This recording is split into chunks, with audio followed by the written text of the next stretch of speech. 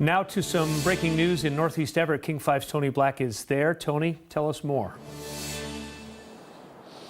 Yeah, the investigation is underway here after a shooting here on Chestnut Street and 19th Street. So I'll tell you what we know confirmed so far. Everett police say that around 8:30 p.m. they got calls of shots fired. They say that initial report showed that a man coming home when he encountered another man in his front yard. Police say there was some type of altercation, and the homeowner yelled for his wife to call 911. Authorities say the homeowner shot the other man multiple times. He did die here on the scene, and they are waiting on the coroner to show up right now. Police said that the homeowner has been cooperating with them while they investigate. He is currently at the police station right now, speaking with detectives and answering some of the questions that they have again, but they say he's being very cooperative, as well as the other member that was inside the house. At this point, police believe that everyone directly involved has been accounted for. They say that they will be talking with neighbors and other witnesses in the area, and also checking to see if there was any surveillance footage of the incident as well. So that is the latest information that we have here, again, on this shooting happening here on Chestnut Street and 19th Street